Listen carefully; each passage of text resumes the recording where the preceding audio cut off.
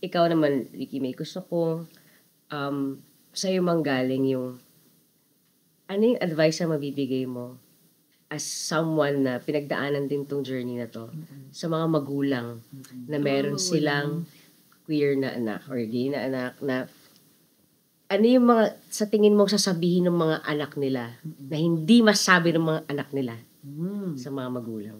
So, parang ano yung i-advise ko sa parents? Yes. Ano yung mga things that you feel that their kids are not able to say Say to them.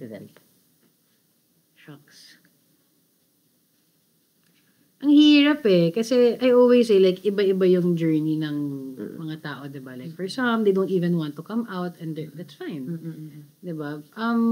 Siguro, something na hindi nila masabi sa parents nila is how important the parents' reaction is. Yes. Kumbaga, minsan kasi parang okay lang yan kahit hindi ako tanggap ng pamilya ko kasi yung friends, whatever, my partner, okay lang. Pero as someone who came from that thinking, tapos yun pala, iba pala when you feel that your core or like the people like who raised you, who iba yung when you know that you have them on your side.